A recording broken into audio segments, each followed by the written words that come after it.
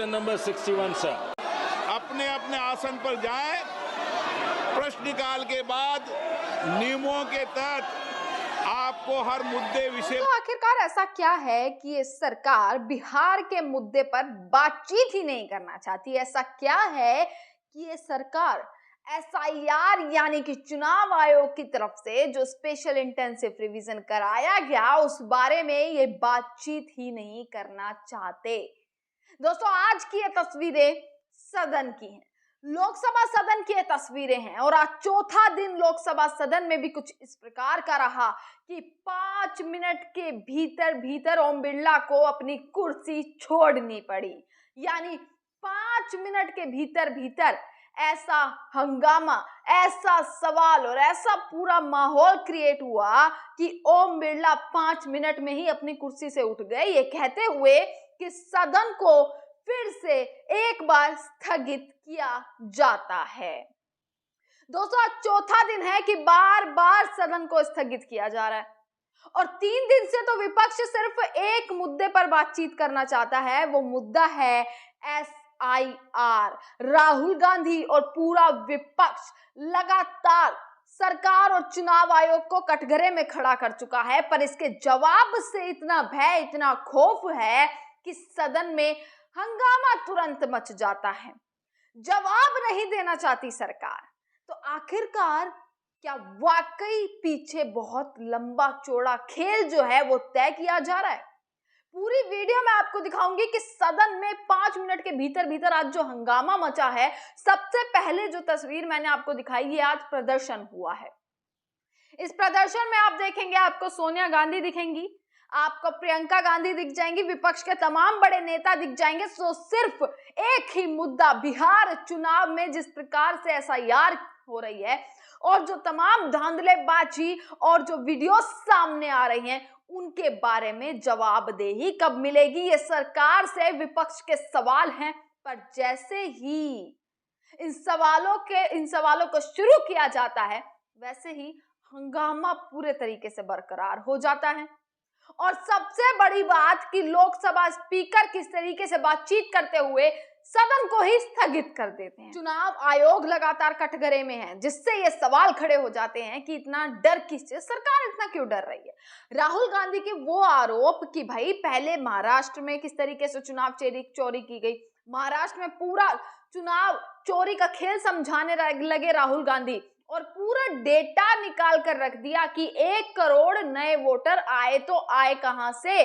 और वही सदन में बार बार विपक्ष एक आवाज लगा रहा है कि तुम पुराने वोटर को तो आप लोग हटा रहे हो। जैसे बिहार से खबर आई कि 52 लाख वोटर्स को लिस्ट से बाहर कर दिया गया है अब तक जो एसआईआर की प्रक्रिया हुई है उसमें।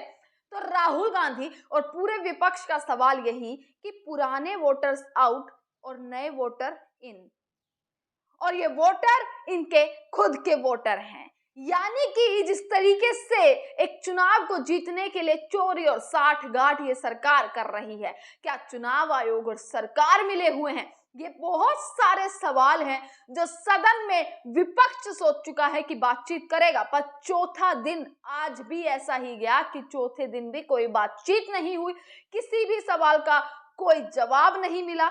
हुआ तो क्या, हाई वोल्टेज ड्रामा, वही नारेबाजी, वही सब कुछ हुआ। इधर से विपक्ष अपने नारेबाजी कर रहा है, उधर से वो जवाब देने को तैयार नहीं है।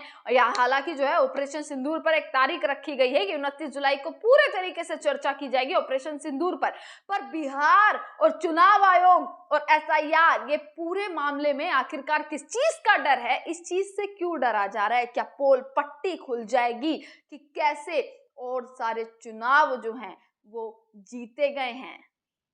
क्या ऐसा राज है, कौन सी ऐसी फाइल खुल जाएगी कि इन मुद्दों पर ही चर्चा नहीं हो रही है और 4 दिन सदन को बार बार स्थगित कर दिया जाता है? जहां इस देश की जनता मॉनसून सत्र का इंतजार कर रही थी कि भाई मॉनसून सत्र होगा, जवाब मिलेंगे, सवाल किए जाएंगे, हम अपने मन के सवालों को जो है वो विपक्ष की तरफ से पूछे जाएंगे, पर नहीं, ऐसा कुछ नहीं हुआ।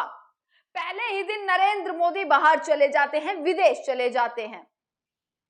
उपराष्ट्रपति जगदीप धनखड़ इस्तीफा तुरंत दे देते हैं उसके बाद ना अमित शाह की आवाज निकल रही है। अमित शाह एक मीटिंग लेते हैं ओम बिरला के साथ, कल की खबर है। इनके नेता कोई भी जवाब नहीं देने को तैयार है। तो आखिर क्या ये मामला चल रहा है? क्या सरकार का जो खेल है, सरकार का जो पूरा चिट्ठा है, जो पिटारा भरा हुआ है बेईमानी का, क्या उसका जल्द पर्दाफाश होने वाला है? सदन को देखकर ये अनुमान लगाया जा सकता है। Connections, the number of stations. This question, sir, is actually on the number of connections in the city of Hyderabad, where the allotee has actually got 83 stations and they are catering to 55,000 customers. And in fact, they are putting in more capex. There is going to be an expansion there. So, sir, on all fronts, piped natural gas, CNG, CGD, and even CBG, sir, biogas. There also, sir, the country is making very remarkable progress, sir.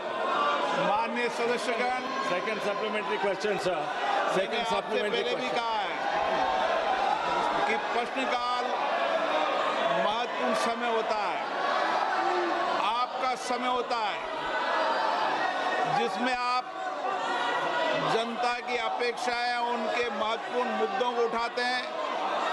सरकार की जवाबदेही होती है। कई मंत्रालय विभागों के अंदर आपके हुए उठायों से मंत्रालय विभाग में जवाब देते होती है।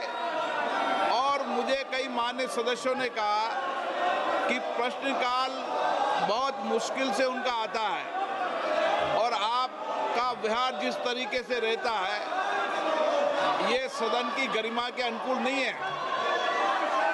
माननीय सदस्यगणों, आप इतनी पुरानी राजनीतिक दल के संसद सदस्य हो, मान्य हो, जिनका बहुत बड़ा योगदान इस सदन के अंदर मर्यादा और गरिमा के रहा है। लेकिन आप जिस राजनीतिक दल के सदस्य हो, वो राजनीतिक दल के लोग देखेंगे आप किस तरीके से सदन में व्यवहार करते हैं, तख्तियां लेकर आते हैं, नारेबाजी करते हैं, मेजे ठोकते हैं।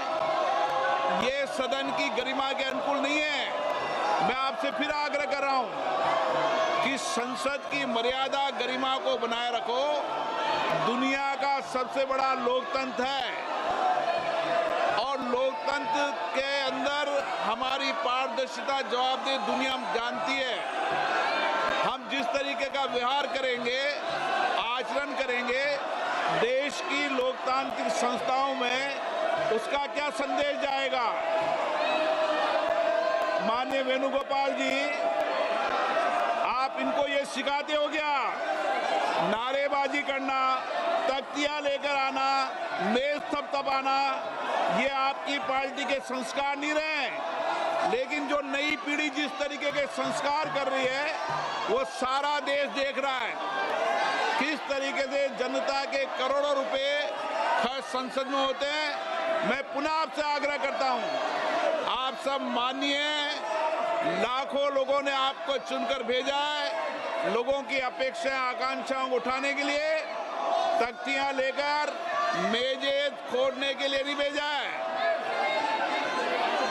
मैंने पुनः आपसे आग्रह किया है, आप अपने अपने आसन पर जाएं। प्रश्नकाल के बाद नियमों के तहत आपको हर मुद्दे विषय पर बोलने दिया जाएगा। मैं फिर कह रहा हूं, तख्तियां लेकर आने पर सदन नहीं चलेगा। आप या तो सीट पर जाएं, नहीं तो सदन की कार्रवाई आज 2 बजे तक के लिए स्थगित की जाती है।